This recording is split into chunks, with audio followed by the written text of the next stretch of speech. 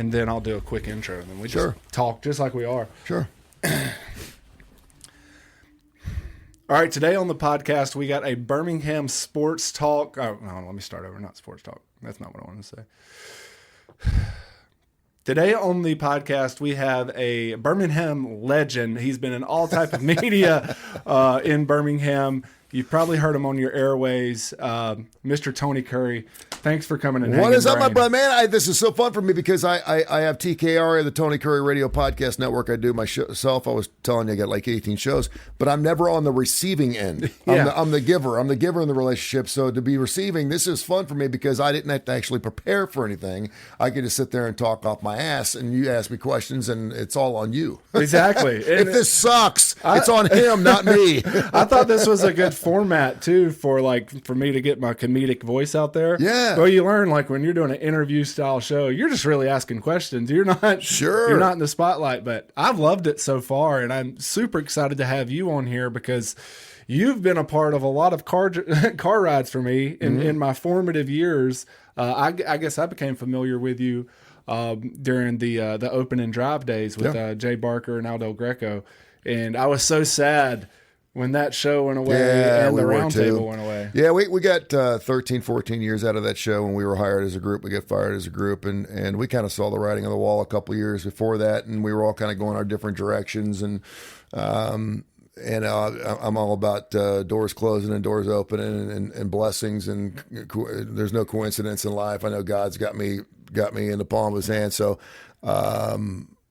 yeah, it was a situation where I was so I'm turning 59 on Friday, and when I got fired, I was 52, 53, and I thought, man, I'm going to get another 15 years out of this. I had a nice little 401k going, and I'll be down at the beach with my wife and have my kids, and we'll be just good to go. And then at 52, everything blew up. I got my wife left me, lost my kids, lost my house, lost my job, and so I decided, but it was a blessing because I got an opportunity to start all over again. You get your ass beat and you either, coil up and you sit in the corner and do nothing, or you get up and do something about it. All I knew is I did not want to work 9 to 5. I would not work 9. The last time I worked any type of shift job was a Kentucky Fried Chicken when I was 15 years old. I just knew that that's not what I wanted to do. And certainly at the age of 50, it's hard to go because I only had 2 years of college. The only D I got in college was in radio.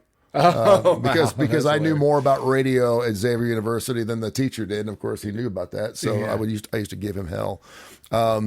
So I needed to make sure I did something I love to do, but now it's just been fantastic. Being self-employed is very challenging, but it's a lot of fun. Yeah. So I'm loving what I'm doing, man. It's fantastic. Well, you were telling me before we turned the cameras on, you have your hands on a lot of pots right now. Yeah. Right? Yeah. Everyone talks about having all your eggs in one basket. I've got about 18 baskets with one egg in each. And right now those damn eggs are expensive. Yes. They're real expensive eggs. Yeah. No, I'm on Fox 6 every Monday and Friday doing an appearance. Mike Dubberly and Janice Rogers are good friends of mine. They're like, you want to come up someday and just start talking about music? And I said, yeah. So every Monday is Music Mondays. I'm on with my good friend Josh Claypo. We used to do the Kurre and Claypo show. Okay. We've done that for 6 or 7 years. I do that on Thursday. He's a clinical psychologist. He's the best. And then I have a show with my other partner, Kip Kiefer, who's the executive director of the Birmingham Racecourse Casino, which just got bought out, by the way, by the Porch Creek Indians.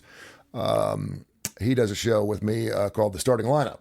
And he's the one that ponied up and made that happen. And we talk about the college football. We didn't realize that last year was the first year that ABC teamed up with the SEC. And so we're on that 30 minutes before kickoff. So that first kickoff was Georgia-Clemson, brother. I mean, no one turns a game on right at 11 o'clock, right? No. So I know everyone's watching us right before. So it was just a great opportunity for us. We've been doing it now for about 2.5 years. But we bring special guests on, a little slow after March Madness during the off season. But we're two guys in our 50s. We talk about relationships, talk about women, dates, God, whatever you want to talk about, we get into it. 30 minutes goes by quick. You know that. 30 minutes goes by super quick. So for sure. but super blessed, man. I mean, I get up to I talk for a living. How good is that? I mean, you're learning that. You do it too. You're on stage. But not near as well as you. That's the thing I'm jealous already about you is you have that rich radio voice. Well, I appreciate that. No cigarettes. I imbibed and got into some other things. I no longer drink. But see, now I am incredibly jealous of what you do because I was always the funny guy. Oh, yeah. And so I would get hired from the FOP or from the Courtyard Merit, whatever. They would hire Tony Kurre out, and they would think they're going to get a stand-up gig because I was the one that would always say what you were thinking, but no one was willing to say it. Yeah. And I was always saying the funny shit. And so I would get there, and so they're like, you got 30 minutes. They're paying you really well, usually $2,000 or $3,000, to speak to 2,000 firefighters, and you got to make them laugh. And I can't do it. Yeah. So when I first came into town, and I know Bruce Ayers is a good friend of yours, and I saw your last podcast. By the way, I will give you my 3 favorite white people here in just a minute, which I thought was really funny. But Bruce Ayers gave me an opportunity to go on stage when I first got to town in 1988, and I was horrible. Oh, yeah. Did no prep. I didn't even have a joke. I just got up there and started talking. It was, I'm surprised I didn't get booed off stage. Stuff was being thrown at me. And from that point on, man, I've got a little bit of a fear phobia. To do stand-up is really scary as shit. I mean, it is scary stuff. There's a lot more that goes into it than people realize. You know, a lot of people do have that misconception of we're just going up there and riffing, but you know, it's a long process of writing, trying the material out, cutting material down. So it's funny you bring that up too, because there's another Jocks guy from back in the day who did a set at the Stardome. Do you remember when they did the bracket challenge? Jim Dunaway. Mm-hmm. And apparently he was only supposed to do like 5 minutes, and he completely blew his light and did like 20 minutes. Yeah. I would have loved to have been there to see that, because that is hilarious. That should tell you how hard it is, because he lost the bet and he had to go do stand-up. It's one thing to get up in front of a group and tell your story. It's another getting paid to be funny. I mean, I've done a lot of things where I've done charity events and stuff like that. If I could throw a couple of jokes out, that's great. I was just the master of ceremonies at Our Lady of the Valley. It's the biggest Catholic church in the Archdiocese this past Saturday night, raising money for their school. And so if I'm funny there, that's great. Yeah. You know, but when you're getting paid to be funny like you are, I mean, I don't know. We don't like rejection, brother. We don't like and when you get rejected by crowd. But I will say this: when you get some laughs going and you're rolling and your timing's on, there's nothing better, man. What a high. Yeah, it's great. And I tend to think if you would have stuck with it, you would be really good, because you seem naturally. I think anybody who would watch this or hang out with you more than 5 minutes, like we already have, you would. You know, there's that natural comedy there. That I've considered doing that, and I know that it starts with writing down jokes, and a lot of it has to do with your delivery. Obviously, I've seen a lot of people that are just. I just saw Roy Wood Jr. on Fox 6 yesterday morning, and he was doing a guest shot while I was up there, and funny. I mean, he just looks funny. You just look at him, and he's just a funny guy. And no matter what he says, it comes out funny. Some people really have to work for it. Yeah, well, comedy comes in so many different vehicles, too. Like,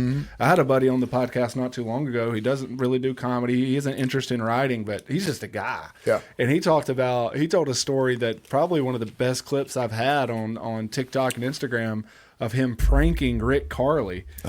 So Rick Carly had put out a Facebook post saying, "Hey, if you caught any big fish lately, send it in. We'll put you on the news."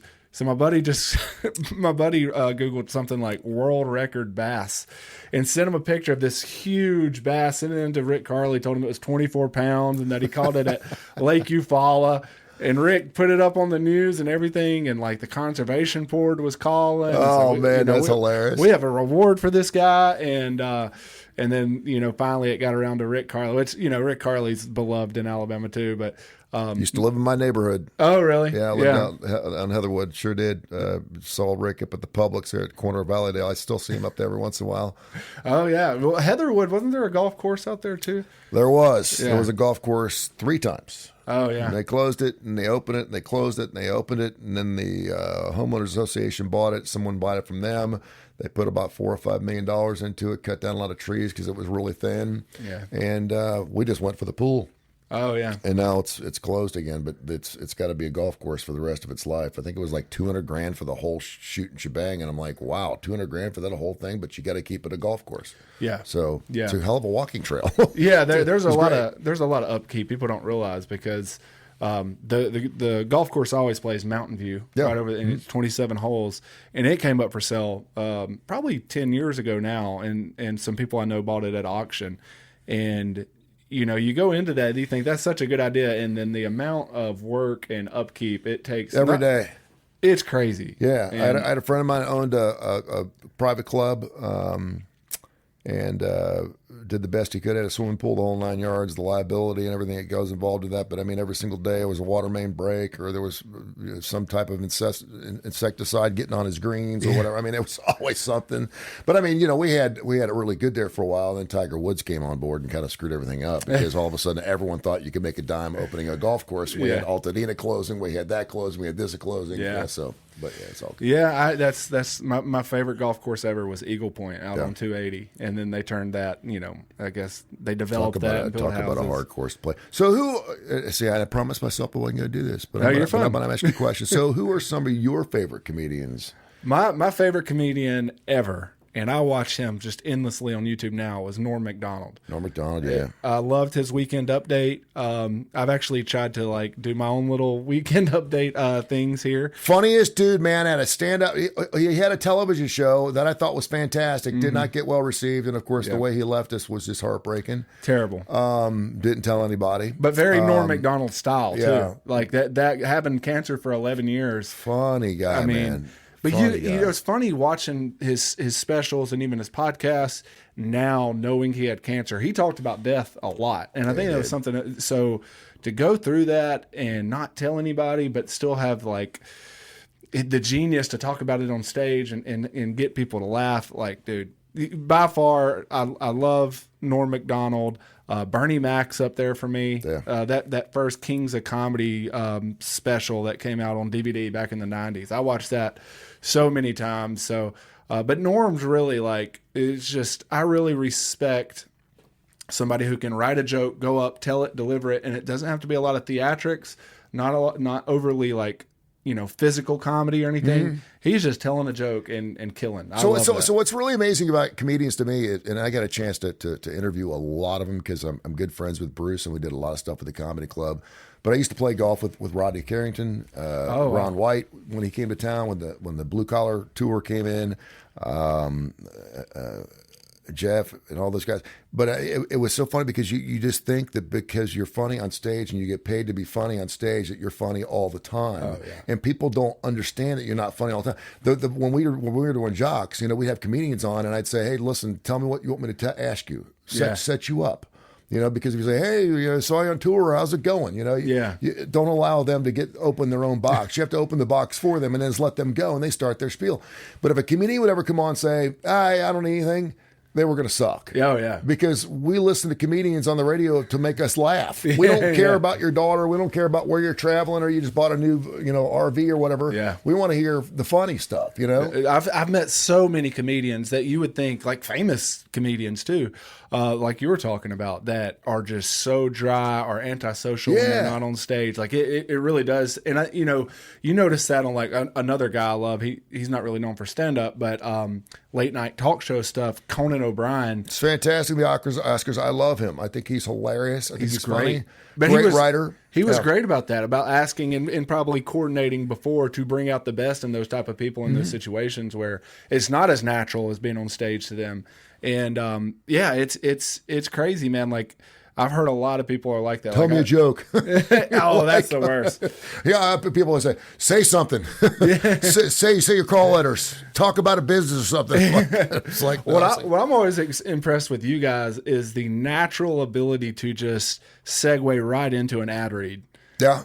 That Cole Kubelik, I'll say that. I don't listen to a lot of jocks anymore. Yeah. Cole Kubelik's really good at that. Mm-hmm. But y'all guys, open and drive and round table was my thing back in the day. Yeah. And the way y'all would just go right into, Ox Water Foundation or whatever it could be, that always really impressed me. We got paid to do those things, so we could always move into talking about whatever we had to do and make it sound like we really cared. Make it sound like we actually used their. See now I got my own thing on TKR.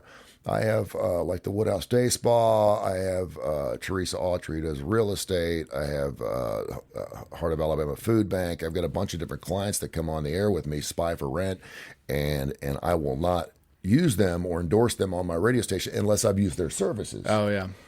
Because I don't feel right talking about a car dealer unless I'm driving one of their vehicles. I think it's bullshit. You know? So whenever you hear one of my clients, you're like, really, you use that? You use Spy for Rent? I say, yeah, absolutely, I do. So that's important for me when you're talking about clients and stuff like that. I think it's important that you actually use their services in order to talk about them. Yeah. Our mutual friend, Matt Butts, across the way over here, a lawyer, he actually was telling me about the Spy for Rent. His office is here, right? Yeah, just right across. He was bringing a client in as you were walking in. So I hope maybe they'll be finished up and I can, because I don't think y'all met in person, but you've had them on your podcast. Yeah, right? We did a podcast on Spy for Rent with Kurre, and we were doing the podcast, and while we were in the middle of it, I got served papers Are you serious? on the podcast. He was like looking at his computer. He's like, by the way, what was your ex's name? And I was like, and I told him, and he's like, you just got filed some stuff. I was like, you got to be kidding me. Right in the middle of the podcast. I was like, no way. That's a great clip, though, if you could send it out. So I actually knew about that before it actually, before someone came to the house and filed records on me. But and I hate to hear that about your divorce and your kids, because I was reading that I guess you and your ex, you adopted two boys. Two boys, right? Yeah. We got Santo, who's going to turn 21 this year, and then we have a special needs son, Xavier. He'll turn 18 in June.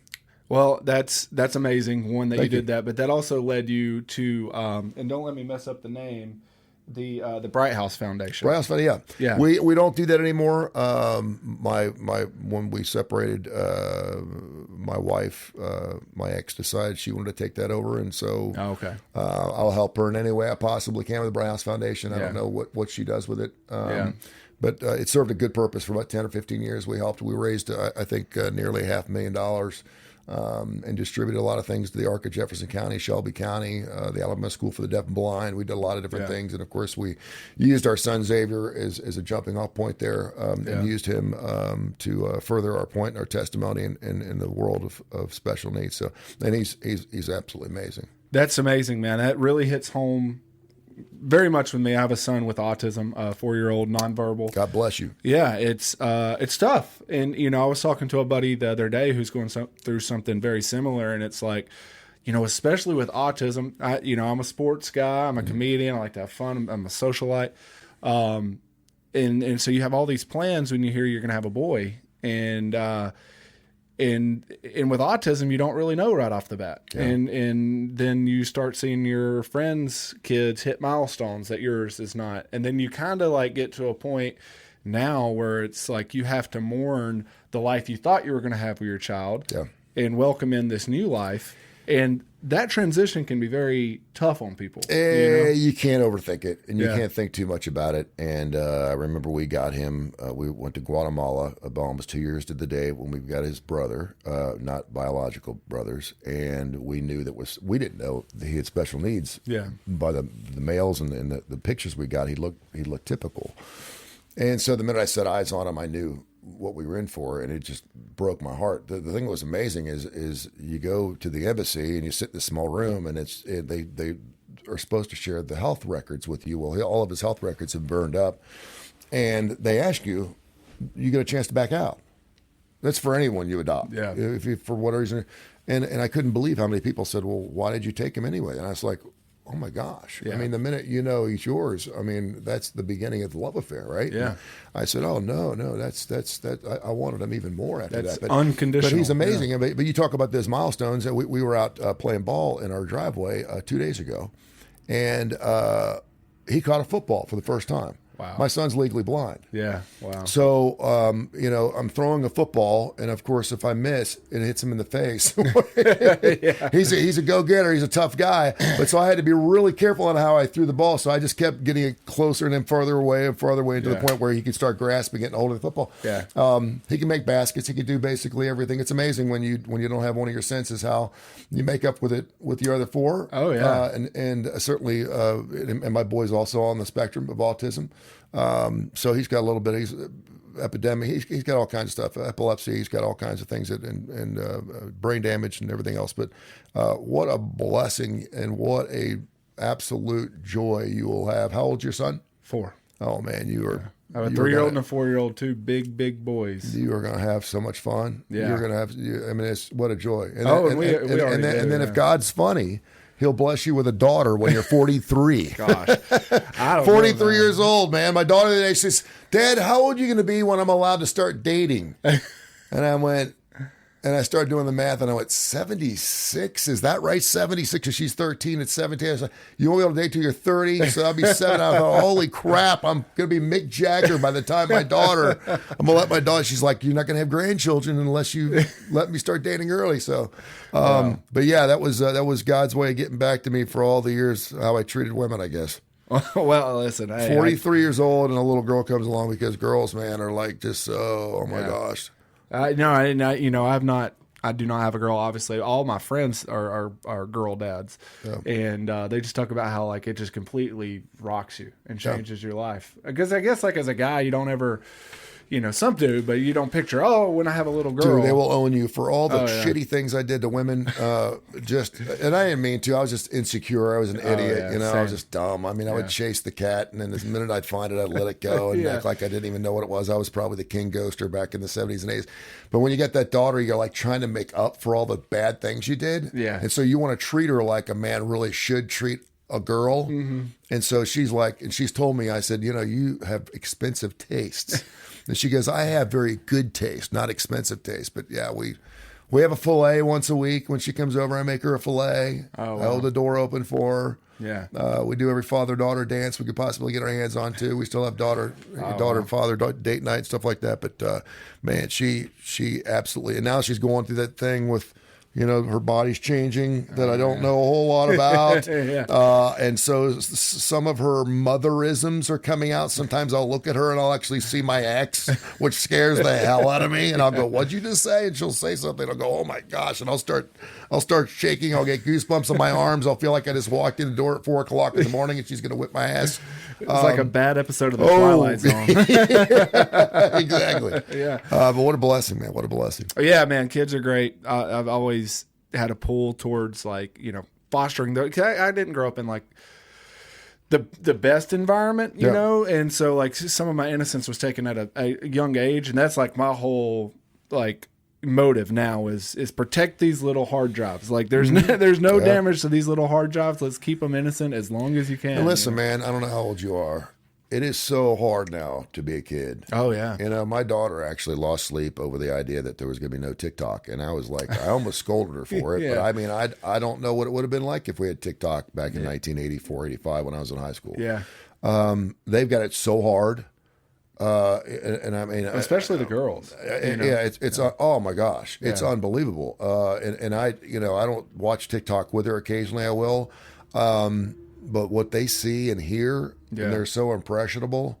Girls just have a tough period. God love you, girls. The fact that you wear high heels for us, God love you. I mean, I know they're not wearing it for other women, but I mean, to cram your toes inside shoes like that for 30 years of your life, I would never do it. I mean, I don't get it. Yeah. Having to put the makeup on. My daughter has to get up an extra 20 minutes early. She's in 7th grade to put makeup on in 7th grade. And I'm like, what are you doing? It's insane. And some of these women are such natural beauties too. They don't need the makeup. Oh, no. Her mother was like that. Her mother never wore makeup. wake up. Her mother was gorgeous. She's fantastic, and she still is. And I'm like, I said, man, you got your mother's looks. Don't cover it up. Don't do it. But, well, that's what they got to do. I guess us guys, we have our equivalent versions. Man, we get up, and as long as we don't leak down our leg, it's a good day. We put a pair of pants on, put a comb in the hair, and we're out the door. We don't even brush our teeth. I was the most disgusting creature in college. Like, I don't know how anybody ever, like, my now wife would come over to my apartment and just be absolutely disgusting. I would get so lazy, I would piss in a water bottle just so I didn't have to get out of bed to go use the bathroom, and I'd throw it away the next day. Nice. But so I'm very fortunate that somebody found me, despite my many flaws, and was able to have kids. So, there you go. There was something I wanted to ask you about. So I read about this on the internet.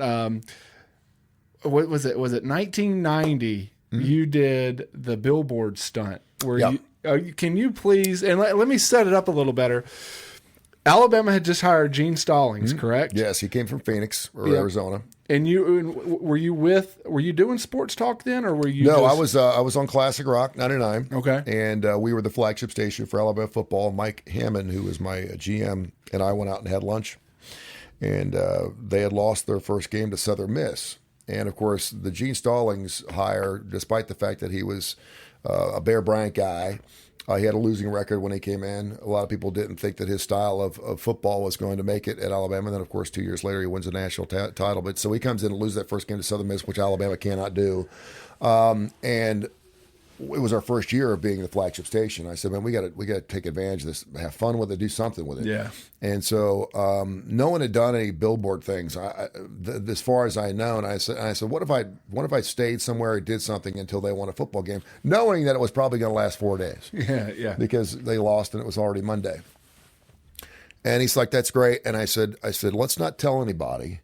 Let's just do it. And we had also hired a new morning show guy named Paul Castronovo, who was coming up from Florida.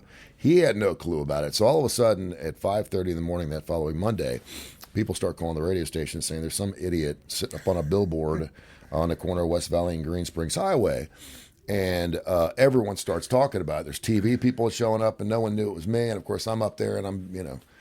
And it was an Alabama billboard, and so it went. I mean, if we had social media then, it would have been an absolute monster. We didn't have social media then, but I was in the LA Times, New York Times. We had all kinds of newspapers coming out. It was unbelievable. And then they lose the next week to I think it was either Florida or Georgia, and then the third week they were up 10, and that was against Georgia. They lost by 1. Georgia went for 2 and got it. And so that was the third week. And I was so sick. I was sunburned during the day. I was freezing at night. There must have been 55 cases of beer at the bottom. I never had to pay for any food. People were throwing oranges at me. It was like Tennessee fans were throwing oranges at me. And I promised I'd never come down. So I was taking a leak and doing all my business off the backside of the billboard. Oh my God. And then thank God for Vanderbilt. But I was at the UAB basketball game this past Sunday, and I was sitting behind this guy named Don, who I've known for like 40 years, and he's an old bar guy. And we were talking about that billboard, and he's like, man, you should write a book. And I will tell you, there were a couple of things that happened on that billboard. I know this is a family podcast that were pretty amazing things, because it's your only shot. If you've ever wanted to do something on a billboard, here's was your shot. Yeah. So it was amazing. Yeah. That is most incredible story I've ever heard. It was my 15 minutes. It was my 15 minutes of fame, and of course, from that point on, we were no looking back. And I was super blessed that I worked for Dick Broadcasting out of Knoxville, who was also the flagship station for the Tennessee Volunteers. So we had that little thing going every single year between Alabama and Tennessee in the third week in October. But they would do whatever it took to promote and help broadcast and give us great numbers. And of course, they don't do that now on radio. But like you said, that's such a great, level of to me, marketing and ingenuity. Like that's fantastic. It sucked because I was thinking I was going to be there for 4 days. Yeah. And I was eating it up because I'm a radio guy. I'm an idiot, right? I'm a radio guy. I was like, hey, everybody, look at me, look at me, look at me. And then all of a sudden, and I had just broken up with a girl who moved down here from Louisville, Kentucky with me. Mm-hmm. And she hated me because she said every time I turned around, everyone was talking about you. And she was trying to forget about me. And so she's like, everyone was talking about you every single day. She goes, I got so sick and tired. And everyone kept thinking that we were still dating, and we weren't.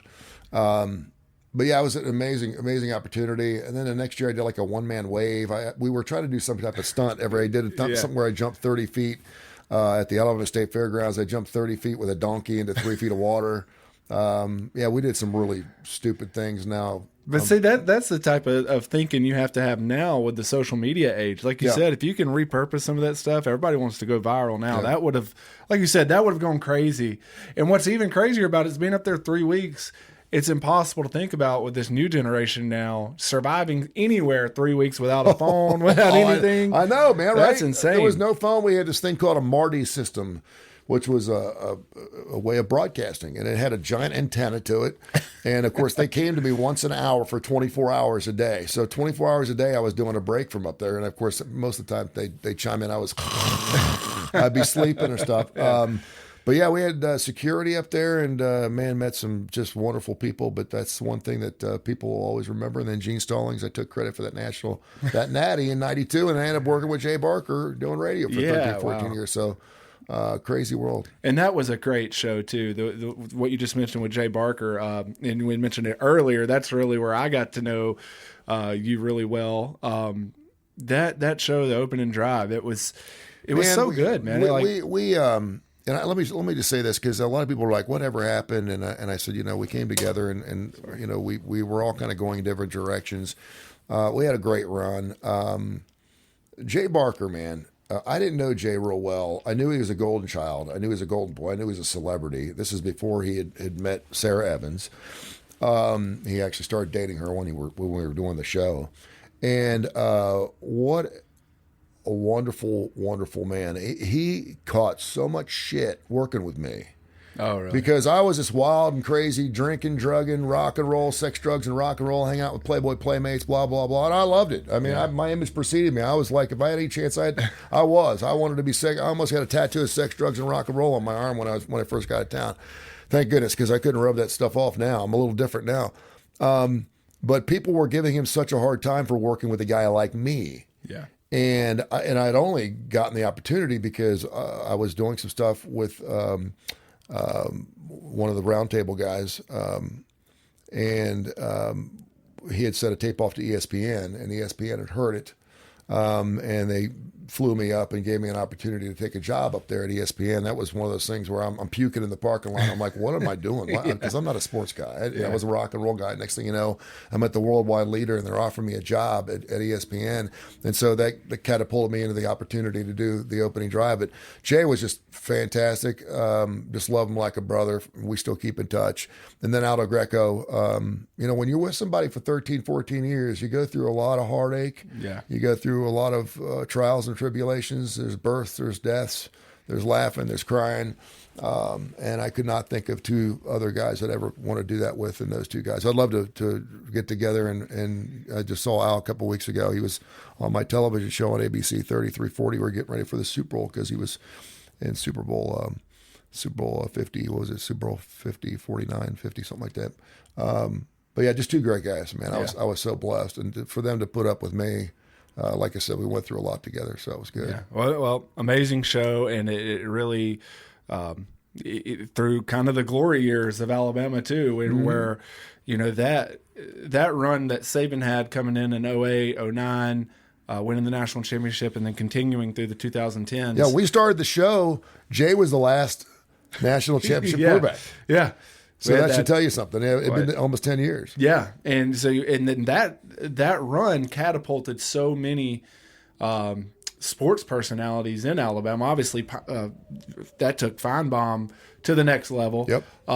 But then your two shows in particular, Opening Drive, and then the Roundtable guys. They're doing their own thing now with what's it called now? The Next Round. The Next Round, yes. Yeah.